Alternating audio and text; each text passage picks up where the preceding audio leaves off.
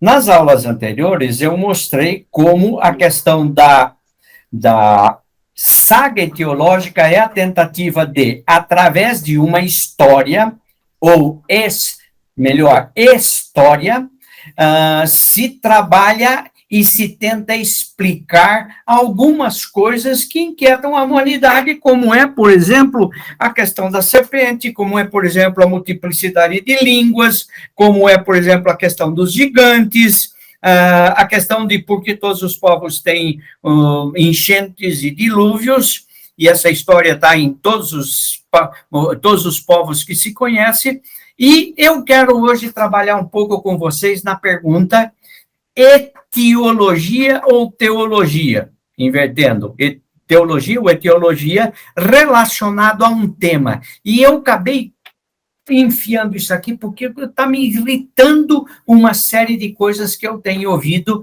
em relação à questão do casamento. E algumas afirmações supostamente bíblicas e que eu tenho minhas dificuldades de entender que é assim.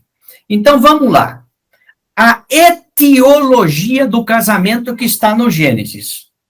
Há no Gênesis uma explicação etiológica, uma história primeiro, para mostrar o casamento, que está lá no discurso do segundo relato, onde diz que ele formou o homem, depois da costela do homem formou a mulher, e quando Adão viu, disse: esse é osso dos meus ossos, carne da minha carne, e ele profere a célebre expressão, né? Deixará, pois, o homem seu pai e sua mãe, se unirá à mulher, e os dois serão a sua carne. E isso tem sido trabalhado para algumas afirmações que nós já vamos ver um pouquinho aqui. A primeira premissa que tem aí, nesses textos: não é bom que o homem esteja só. Isso está lá no texto.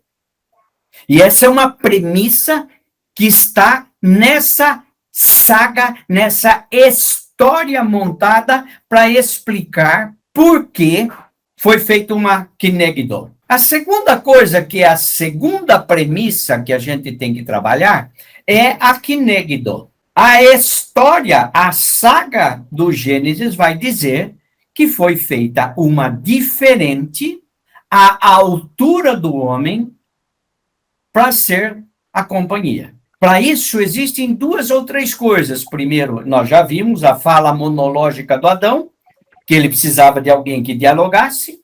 A segunda é o fato de que a mulher foi feita da costela do homem. E aí você vê umas barbaridades de gente dizendo que o homem tem uma costela menos do que a mulher, e quando não está aprovado nada disso, tá? Mas como que para dizer que isso é assim mesmo.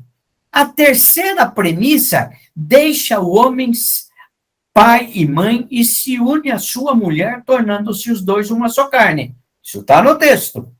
E isso eu diria que é onde começa o problema. Isso é etiologia ou isso é uma teologia do casamento? A quarta premissa: haveria o diálogo imediato e instantâneo entre o casal.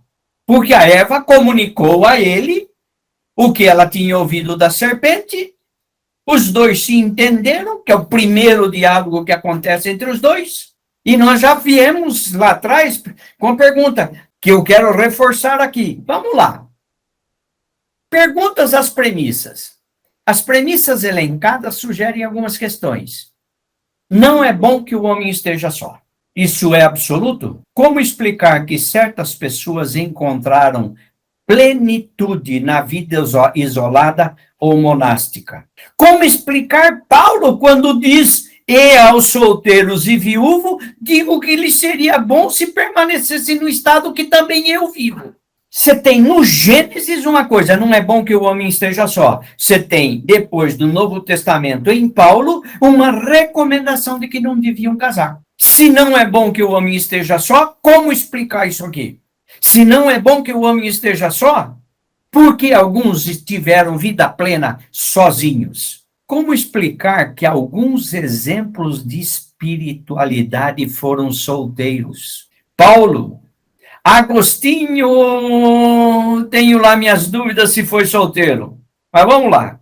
Tomás de Aquino, Madre Teresa de Calcutá, e poderia elencar mais um monte de gente aí.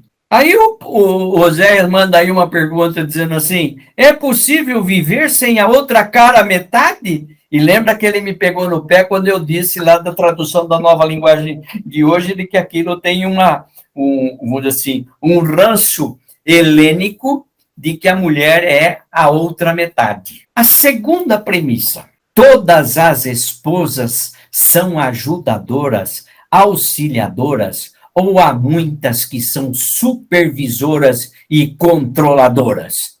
Uma esposa que não é kinegdo, auxiliadora, deixa de ser esposa?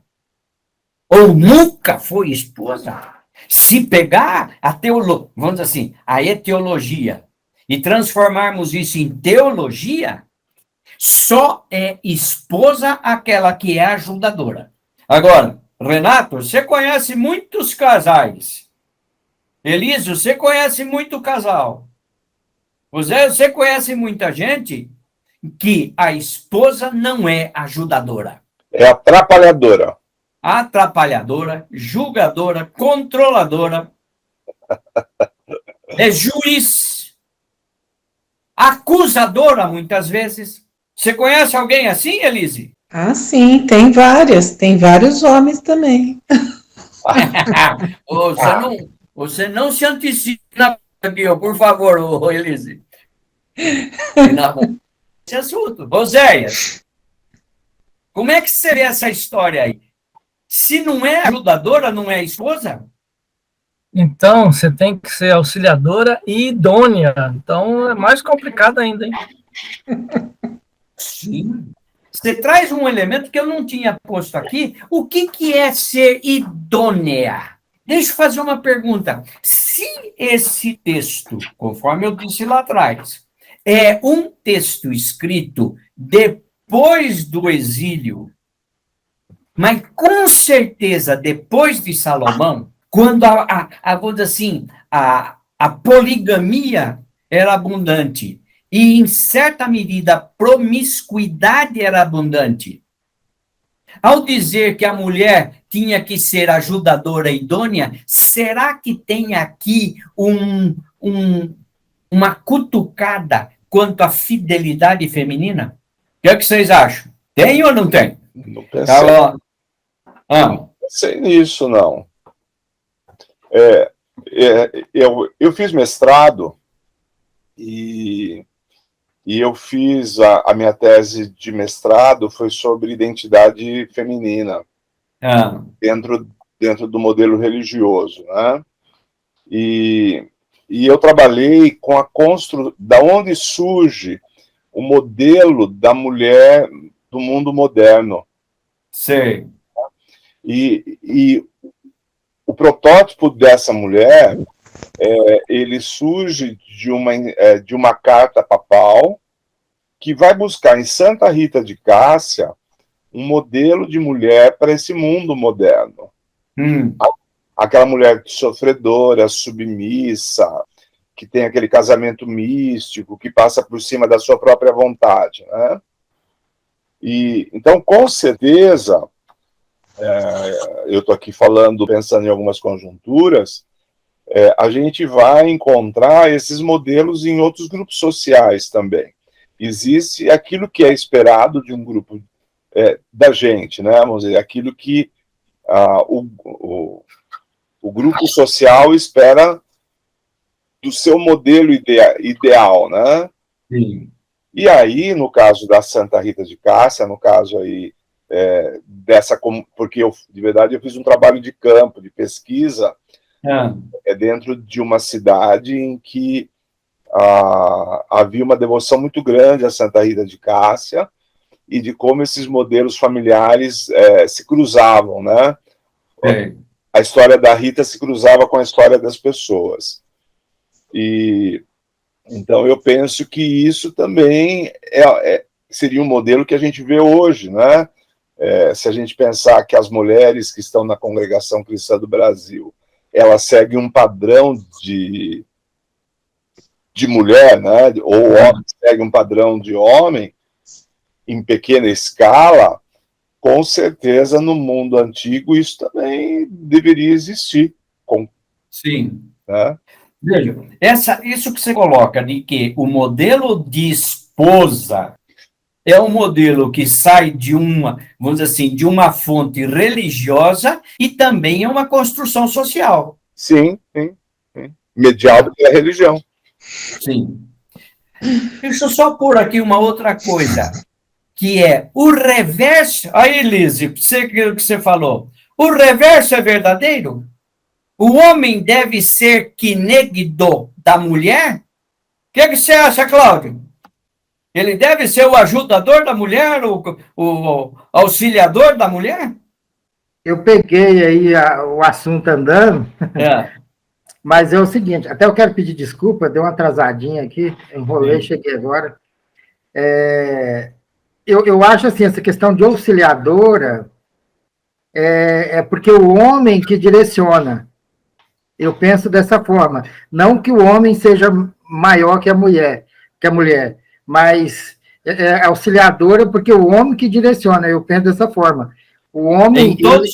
Em todos os casamentos é o homem que direciona ou existem muitos casamentos que são bons casamentos e que a mulher é quem toma as rédeas da coisa? Olha, pastor, porque assim, é uma posição que eu vejo que ela é cobrada do homem, né? Essa posição... Quem cobra isso? É a sociedade ou é a religião? Quando o senhor veio, a questão lá do jardim, vamos voltar lá no jardim. Mas esse jardim nós estamos falando, né? Ele não serve como padrão. Pois é, mas assim, então vamos pôr a empresa. Quando você vai cobrar, você cobra de quem? Quem está à frente, né? Mas assim, como é que eu penso isso, né? Em relação ao homem e a mulher. A mulher, ela não foi feita para aguentar pressão. Será? Hã? Será? Pressão da responsabilidade. Ela aguenta, mas ela fica esgotada. Elise, o que você tem para dizer disso, Elise? É muito relativo. Eu acho que tem personalidades que são diferentes, independe de homem ou mulher. Elise, eu não vou entrar em detalhes, porque você conhece.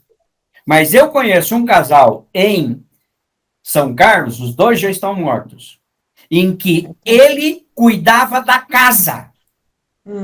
Fazia tudo. E ela é quem trabalhava. E mais, eu diria assim, eu conheço casais em que se o marido assumisse o controle do casamento, essa família estava roubada. Mas deixa eu ir para frente, senão eu não vou chegar aqui hoje. Deixa lá. Terceira premissa, deixa o homem seu pai e sua mãe. Como Adão pode ter dito tal frase se ele não tinha pai e mãe? E nem sabia o que era isso. Então, ali, o pai dele, o Zé está dizendo, o pai dele era Deus. Não tem jeito. Essa frase nunca foi dita por Adão. É impossível. Esta frase é autêntica ou inserção tardia? Inserção tardia de uma frase que Adão não sabia o que era e não podia ter dito. Se une a sua mulher, tornando-se os dois uma só carne. Essa frase tem que ser entendida literalmente? E o que seria literalmente? Se ela deve ser entendida figurativamente, porque a dificuldade de se entender outras porções do mesmo jeito. Se eu entendo essa frase como figurativa, por que eu não posso tomar outros textos do Gênesis e da primeira e segunda narrativas também como figurativos? Porque lá tem que ser literal e aqui não pode ser literal. Vocês percebem como é que a leitura tradicional, a leitura conservadora, ortodoxa do Gênesis, ela incoerente no seu método? Quantos casais vocês conhecem que são a concretude desta premissa? Uma só carne. Vamos pegar aqui por nós. Renato, 100% do seu tempo você é uma só carne com a sua mulher? Não. Elise, Agora mesmo ela está no shopping passeando e eu estou aqui de castigo, hein? quantas vezes vocês entraram em desacordo e às vezes até tensionado? Elise, quantas vezes no seu casamento você teve momentos em que não foram uma só carne? Vários, né? Muitos. Oséias, É difícil, né, cara? o que é difícil? Entender o texto ou viver uma só carne? As duas coisas. Cláudio, você pode dizer em sã consciência, eu e a minha esposa somos uma só carne? Pastor, assim, eu penso assim, ser uma só carne é sentir a dor do outro, é sentir as dificuldades do outro, é zelar um do outro, né? É eu cuidar um da carne do outro. Então, assim, a gente procura, é lógico, a gente não pode dizer que vive isso, né? Eu não posso dizer que eu vivo isso, mas eu procuro viver isso. Tá. Então, deixa eu colocar para vocês que o Paulo, mais tarde, lá em Coríntios, vai dizer que aquele que se une com a prostituta se torna uma só carne com ela. E ele sugere que a relação sexual é uma só carne. É isso que esse texto está dizendo? Renato, você acha que é isso que esse texto diz? E é o ato sexual que torna os dois uma só carne? Eu já pensei isso. Hoje eu estou deixando isso meio de lado, né? Eu também não... Eu tinha esse pensamento, sim, que isso daí se relacionava ao ato sexual. Oséias. Isso aí tá mais... A gente tem uma leitura espiritual disso aí, né? De tornar os dois uma pessoa dependente da outra na profunda significado do knegdo. Deixa eu colocar para vocês aqui. Eu vou depois, talvez, pegar esse texto se eu achar. Tem uma coisa que eu escrevi para minha esposa, chama consubstanciados. E eu faço aí uma abordagem das 3 formas da Eucaristia. E eu digo que ela, um dia, chegou para mim e falou assim, isto é o meu corpo que eu dou a seu favor. E eu disse para ela, isso é o meu corpo que eu dou a seu favor. Deste ato de doação, nasceram 3 que são uma só carne. A dela e a minha, que são os 3 filhos. Nós nos consubstanciamos na vida dos filhos. E para mim isso é uma só carne. Mas eu não quero. O que me deixa bravo, irritado, é quando eu ouço alguém exigindo dos casais do púlpito ou nos encontros de casais, que eles têm que ser uma só carne, que tem que pensar igual, que a mulher e o homem sempre tem que estar junto e não sei o quê, e se não concordar com o marido, ele tem que dar ordem e ela tem que obedecer. Esse é o meu problema. Mas deixa eu ir para frente mais um pouquinho. São osso dos ossos e carne da carne. Se é osso dos ossos e carne da carne, por que se prega que o homem é a cabeça? Onde é que, nos 2 relatos, vai dizer que o homem é maior do que a mulher? Eu estou falando antes da queda. Depois da queda, isso é outro estudo que um dia nós vamos fazer. Tá? Aquele negócio, o seu desejo será para o teu marido e ele te dominará. Aquele texto não é de submissão, gente. Aquele lá é o texto do desejo sexual. Mas isso é outro assunto. E eu provo isso com gramática, inclusive do hebraico. Que aquele texto não fala de submissão, fala de fidelidade. Homem e mulher foram criados no mesmo dia, do mesmo jeito, com o mesmo selo, com a mesma missão. No segundo relato, o homem foi criado, a mulher foi criada da parte dele, e não há nenhuma evidência de que o homem é melhor do que a mulher, nem mesmo depois da queda. Porque se torce um texto do Gênesis que fala de fidelidade para jogar submissão. 4ª premissa. Haveria o diálogo imediato e instantâneo entre o casal. Adão e Eva já foram criados adultos com a capacidade de comunicar com vocabulário à altura das suas necessidades. Como é que fica todos os estudos da antropolinguística que vem mostrando que o idioma, uma língua falada, é uma construção social que vai se desenvolvendo, que há idiomas que se desenvolvem e crescem, e há idiomas que morrem.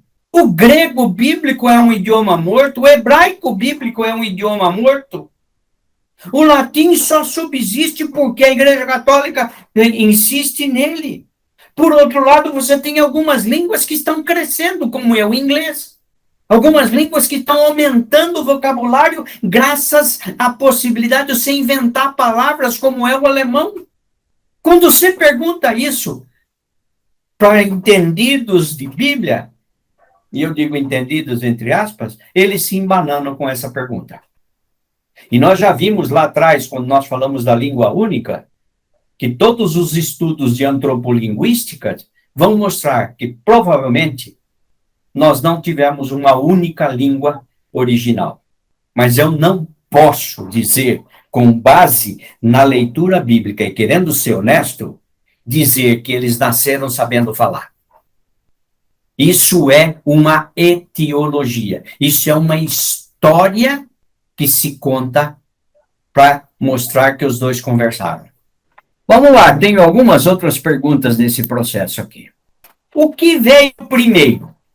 O que veio primeiro? O casamento ou a igreja?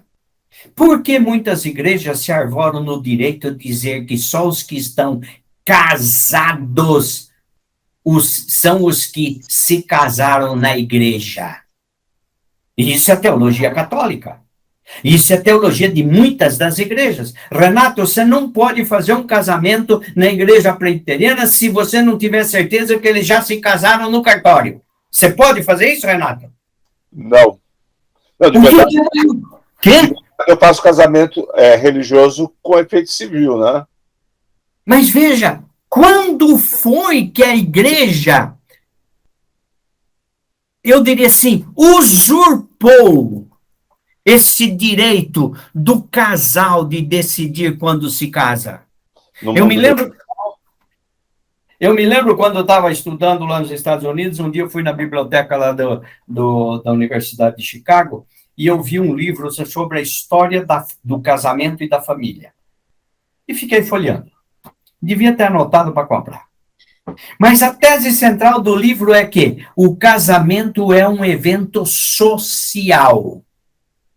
Quando o casal comunica à sociedade que estão casados. Tá, mas esse é um conceito até que a gente vê lá no Novo Testamento, lá em João 2, quando fala do casamento, aquele casamento que Jesus foi e que transformou água em vinho, ele tem essa ideia. Correto? Sim. Não tem uma cerimônia de casamento religiosa na Bíblia. Quando foi que a igreja assumiu isso? Se você começa a estudar a história da igreja, você vai ver que foi lá pelo 5º, 6º século. Agora, deixa eu colocar aqui mais uma coisa. E eu vou contar uma história que eu vivi em São Carlos. Eu tinha lá 2 estudantes que tinham vindo de fora, e eram 2 solteiros. E um dia eles mandaram para o conselho da igreja uma carta e para os membros que eles conheciam da igreja. Fulano de tal e fulana de tal, tá? Depois de um tempo de namoro, decidiram que vão morar juntos, como marido e mulher.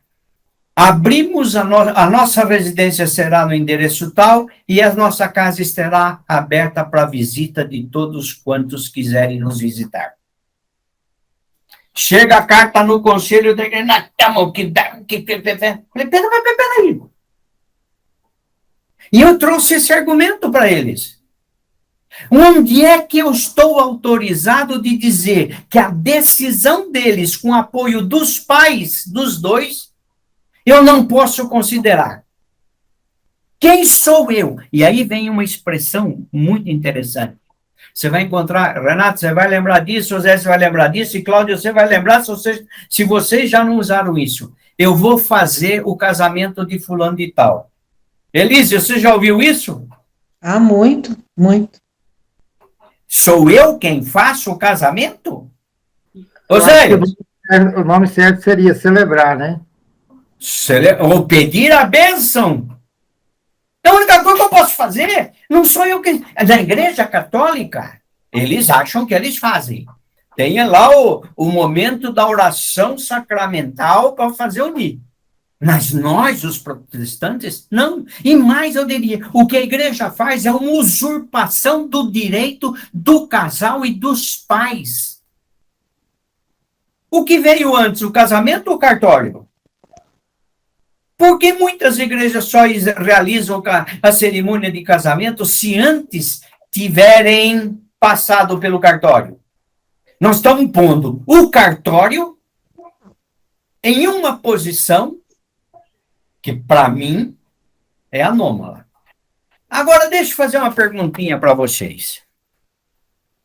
As igrejas que exigem o casamento no cartório para depois fazer a cerimônia religiosa dizem que estão obedecendo à lei do país. Por que estas igrejas não reconhecem a união estável que é reconhecida pela lei do Brasil? Por que nós não aceitamos, eu digo nós, igreja, não aceitamos a união estável? É um jogo de força, né? Desde Constantino.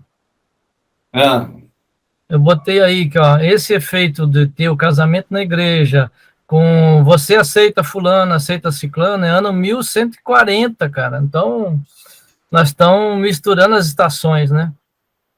Demorou 1.150 anos para legalizar a história que antes é normal. Cláudio, como é que você vê isso? Por que nós não temos dificuldade de aceitar a união estável como sendo legal? Assim, pastor, igual questão do batismo, né? Eu já fiz muito batismo de pessoas amaziadas, que não fizeram a celebração, né? Mas o que a gente orienta para eles é que precisa, algo assim, não que a gente cobre isso como para fazer parte da igreja, né?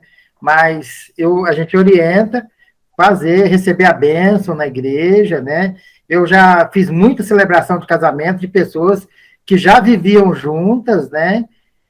E assim, eu não vejo isso impedimento para as pessoas estarem na igreja e fazer parte da igreja. Tá. Elise, como é que você vê isso? Olha, tem uma situação que eu presenciei, assim, bem forte. A mulher se converteu com os 2 filhos, foi para a igreja. E uma pessoa, assim, que teve uma conversão muito grande, muito sincera com Deus. Só que não podia ser batizada.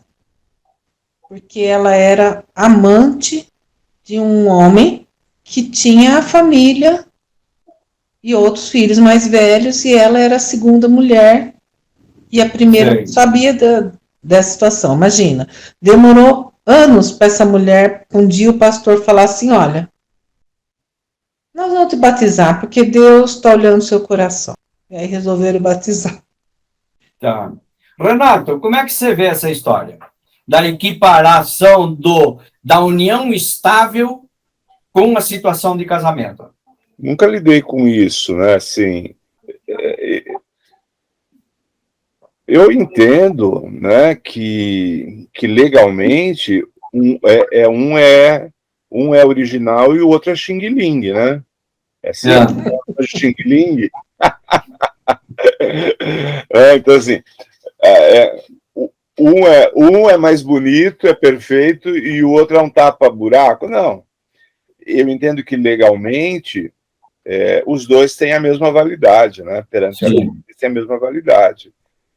Agora, é óbvio, né, que a própria comunidade religiosa, ela sempre anda na contramão das coisas, né? Ela sempre está atrasada socialmente, né? Ela demora anos até ela conseguir amadurecer aquilo que fora dela as pessoas já estão vivendo, né? E eu penso mais ou menos isso. Você me fez lembrar o livro do Peter Berg, A Construção Social da Realidade, em que diz que a igreja é a última instituição a reconhecer o que já está acontecendo há tempos. Isso. Ao afirmar que o casamento é um plano original de Deus, ou que o casamento está no coração de Deus, estão buscando a razão inicial ou estão refletindo teologicamente sobre o matrimônio? Eu penso que é mais uma reflexão, né? É reflexão teológica. É o desejo. Vamos pensar que esse casamento aí que a gente está conversando, ele é muito idealizado, né? Sim. Então ele está carregado de muita simbologia, né? Então talvez a própria igreja busque essa família do comercial de margarina, né? Fala, Renata. Não, é isso. Tá. Elise. Então, eu acho, sim, é interessante, né, as gerações aqui em casa. Eu tive aquele casamento que eu achava que era o ideal e tudo, e no final acabou em divórcio. E a minha filha, que viu toda essa parte, né, do casamento, da igreja e tudo, e viu que não deu certo, ela tem, assim, um jeito diferente. Ela começou a namorar, e os dois fazem tudo junto, já tem 5 anos. Eles vão morar junto agora. Tem 5 anos que eles fazem tudo junto, eles fazem as contas junto, eles decidem o que eles vão comprar, eles decidem o que eles vão fazer, eles compraram a casa junto, como que eles vão cozinhar, tudo, e eles já delegaram. Um é melhor nisso, outro é melhor naquilo, e não tem nada a ver com o machismo que a gente conhece. Porque a minha filha falou ainda assim, mãe, eu não sei cozinhar. Eu falei para ele que eu não sei cozinhar, ele falou que tudo bem que ele cozinha. Mas quem vai fazer toda a reforma do apartamento, que contratou os prestadores, que resolveu tudo, foi ela. Então, eles conseguiram entender qual que é a coisa, o lado forte de um, o lado fraco do outro, e se entenderam. Para mim, isso é casamento. Eles são fiéis. Deixa eu contar uma historinha aqui para quem vai caber nisso. Nós precisamos ir buscar, comprar uma roupa para a Sueli às pressas, há uns 15 dias em São Paulo, porque ela esqueceu a roupa dela aqui, e ela tinha que falar à noite na igreja, e ela não tinha roupa apropriada. E nós passamos por 4 ou 5 lojas, e a pessoa perguntava, qual é o teu número? Ela dizia assim, não, o meu é médio. E ela experimentou vários deles médio, e experimentou vários deles pequeno. Tinha médio que ficava justo, tinha médio que ficava folgado, e tinha pequeno que ficava bom. É isso mesmo. O que eu vejo? Eu vejo que nós temos um padrão, uma medida para casamento, que nós queremos que caiba em todo mundo do mesmo jeito. Eu tenho uma amiga que o marido dela era excelente, fora de série, mas não botasse uma chave de fenda na mão dele. Quem consertava, quem arrumava, quem fazia, tudo era ela. E vou dizer que ele não era um marido, porque ele não sabia consertar um chuveiro? Cláudio, como é que você vê isso? Pai, eu acho estranho, né? Mas é que aqui em casa é tudo eu. Isso lhe traz uma certa satisfação. Vamos lá. A hora que a coisa aperta, corre todo mundo para cima de mim. Vamos lá. Gente, eu estou pondo essas questões, eu digo que essa coisa, quando fala que casamento é o plano original de Deus e está no coração de Deus, me dá no que pese o fato de que eu e minha esposa trabalhamos muitos anos com casais, e minha esposa é terapeuta familiar. Eu tenho dificuldades com essa expressão. Porque eu acho que o casamento que a igreja põe é uma medida para todos. Sim. É um fit for all. É aquele negócio que nem meia. Tamanho único. Sim. Tá? E aí o Oséias me pergunta agora, o celibato está fora do plano de Deus? Se pegar Paulo, não. Se pegar Paulo, não. Agora, se pegar Gênesis, o celibatário é pecaminoso. Deixa eu agora passar para um outro negócio, e eu quero dizer para vocês, eu não vou conseguir cumprir com os 11 primeiros capítulos que eu prometi, nós vamos encerrar hoje, eu vou fazer uma outra aula, pondo algumas coisas a mais aí da Torre de Babel, mas vamos lá. Noé vivia na Mesopotâmia, a Mesopotâmia era conhecida como crescente fértil, e a Mesopotâmia era formada pelos rios Tigre e Eufrates e mais outros tantos rios que haviam por ali, e há uma característica dessa região que o degelo das... Estão vendo a coisinha aí, onde está Noé escrito ali, é uma área que tem montanhas geladas, e no verão isso descongela, e o rio inunda essa área baixa aqui, onde está o círculo. Então, todo ano havia uma inundação. Pensa na marginal de São Paulo. Todo ano tem uma inundação. O Noé foi um transgressor. Ele não se conformou com a imoralidade reinante. E teve uma família monogâmica, e os 3 filhos deles eram monogâmicos. Eu não sei se vocês já tinham prestado atenção nisso, mas está lá. O Gênesis 1 estabelece um padrão monogâmico, o Noé é monogâmico, os 3 filhos dele são monogâmicos. Tanto é que na arca eram 8 pessoas. Noé, a esposa, 3 filhos com as 3 esposas. Ele rompeu, ele transgrediu vamos dizer assim, uma vida social de imoralidade. Contra o senso comum, ele se preveniu e tomou o que era seu e se preparou para a próxima enchente, salvando ele, sua família e seus animais. Deixa eu entender. Ele, então, era para ser monogâmico, depois os homens foram... saíram desse padrão, daí depois Noé voltou, foi isso?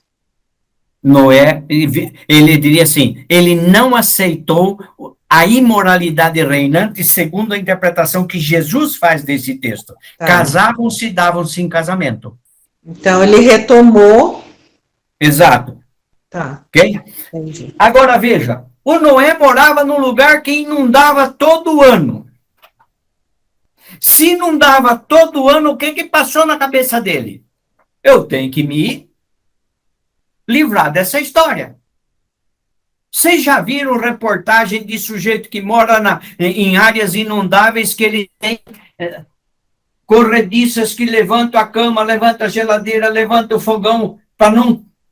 Vocês estão vendo lá no Amazonas agora, os caras construindo as marombas, que são... vamos dizer assim, pisos elevados e que eles põem as coisas a uma certa altura para não perder o que tem. A Arca de Noé era esta salvação para as enchentes anuais. Essa arca não era do mundo inteiro. Essa arca era para ele, os 3 filhos e os animais que eles tinham, para não, quando secasse, poder voltar a ter vida normal. Isso aqui é o relato de habitantes de áreas inundáveis anualmente. Não é a história de um dilúvio mundial que cobriu 2.000 quilômetros, 2 quilômetros de altura, e que dentro da arca tinha girafa, elefante, tinha anta, tinha tartaruga. Não! O que tinha na arca eram os animais que ele tinha. Era a galinha, era o pato, era o cachorro, era o bezerro, era o cabrito. É o que ele tinha, para ele continuar vivendo depois. A história de Noé é a história do sujeito que se prepara para enfrentar as inundações anuais. E aí vem, ela é paradigmática no sentido de que ela ensina ela ensina as pessoas que moram em áreas inundáveis a criar as suas arcas de salvação. Renato, você está coçando a cabeça aí por quê? Dá nó nos miolos aí? Porque o relato é tão diferente. Que relato? Relato bíblico? É. O relato bíblico é o relato de alguém que construiu alguma coisa para passar uma inundação. Esperou 40 dias, a água baixou, ele desceu da arca e começou tudo de novo, plantou a vinha dele e tudo mais. Nós é que criamos uma monstruosidade em cima do Noé, quando Noé é um sujeito ordinário. Ordinário no sentido de que ele vivia uma vida normal. Pastor, eu... Isso aí está muito forte para mim. Fala, Zé. Não, eu vou nesse barco aí, eu concordo contigo, que isso aí tem menos história, menos teologia e mais etiologia para explicar algumas coisas. Então, a gente tem os relatos que explicam as dúvidas, que tendem a tirar algumas dúvidas. Zé, deixa eu dizer que aqui tem sabedoria. É uma instrução para todo sujeito que mora na beira de rio, na época da enchente, crie a sua salvação, a sua arca. Tem gente que tem uma outra, vai para a casa de uma outra pessoa, tira tudo que tem de dentro de casa, quando abaixa a água, que ele vê que já pode chorar o pombo que volta com folha, ele vai dizer assim, não, posso voltar para minha casa. Aí o dilúvio é a história de alguém que não se conformou com o status quo. Enchentes regulares e anuais. E transgrediu, construindo uma arca. Mas a ideia era sair da imoralidade, é isso? Não. O que o texto vai dizer é que a imoralidade talvez fosse a causa de não pensar numa solução. Eu vou contar uma história aqui. Tem um rapaz que eu conheço, ele montou uma padaria aqui perto. Aí ia bem, fazia fila na frente. Fila. E o cara começou a frequentar o prostíbulo aqui. Estava se afundando. A enchente das dívidas estava pegando o nariz e ele não percebeu e ele se afundou, teve que fechar tudo, a família teve que pagar as dívidas dele. O que eu quero mostrar aqui, Elise, talvez, e aí vocês pensem, que a imoralidade nos cega na sabedoria de se prevenir contra as enchentes.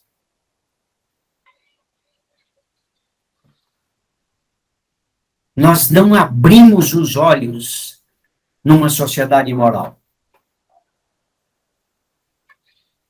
Uhum.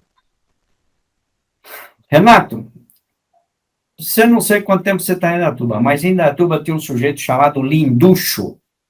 Você já ouviu falar dele? Não. O Linducho era uma figura.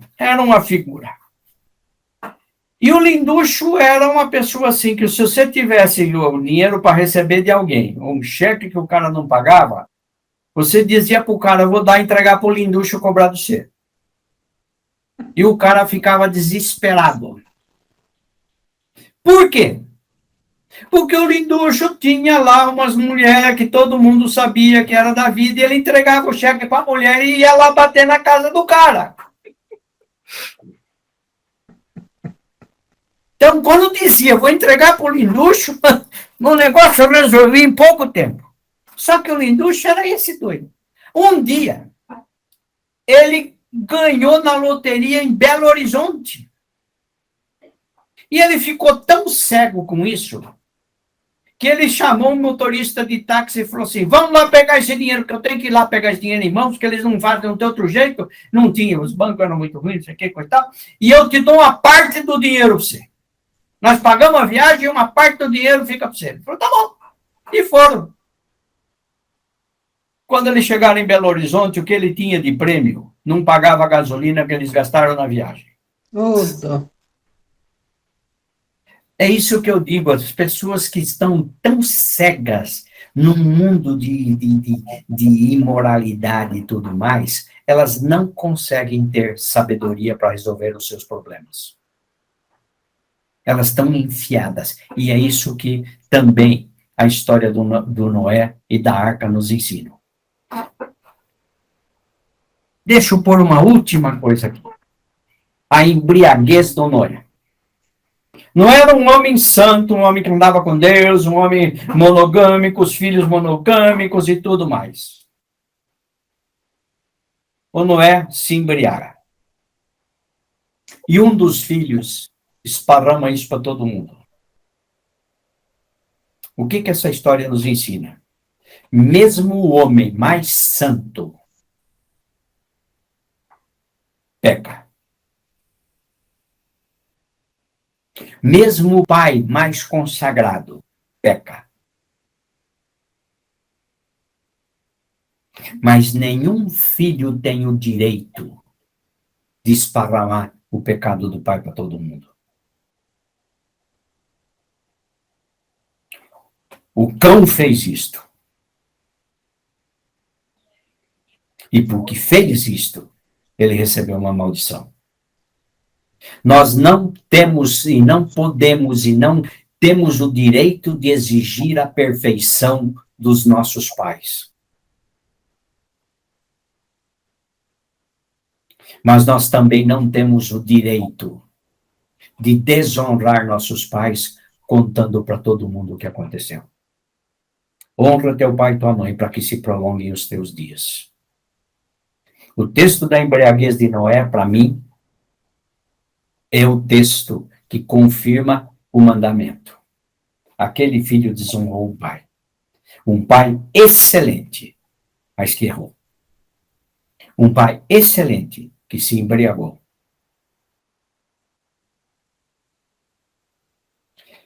Abra a palavra para vocês, para a gente fechar isso daqui hoje. Renato, faz uma avaliação para nós aí, depois a Elise, Oséias e Cláudio. Uma avaliação do conjunto? Do conjunto da obra. Eu entendo que a proposta aqui era dar uma repensada sobre aquilo que estava posto, né? E que nem sempre a gente consegue repensar dentro do ambiente religioso. Né? Então, para mim, foi válido, né? Eu acho que isso são coisas que nos ajudam, que agregam, né? Gostei. Tá.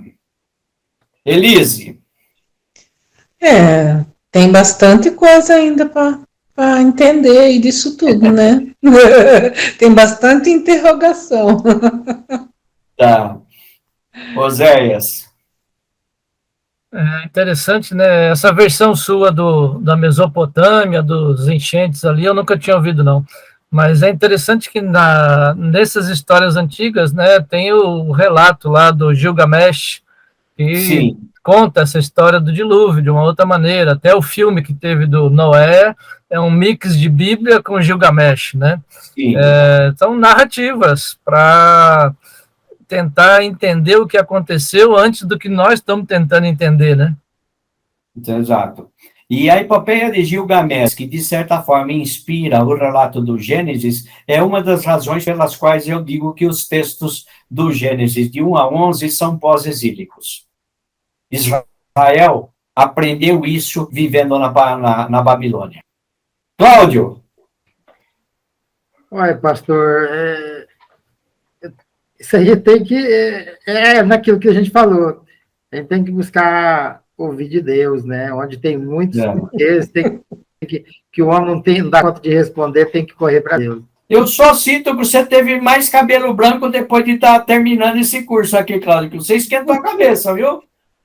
Eu estou pensando muito. Forçando aqui. Renato, Elise, a cultura religiosa, ela é muito fechada, muito fechada. Então, eu hoje consigo... Poderosa, Elise. Fala. Assim, hoje, por vivências que eu tive, eu consigo ouvir isso, mas há um tempo atrás eu já ia falar que você era herege e que isso tudo aí era uma coisa muito maligna. Que eu estava torcendo a Bíblia e estava negando a Bíblia. Não é? Gente, eu quero agradecer vocês de terem participado comigo, terem contribuído nesse processo.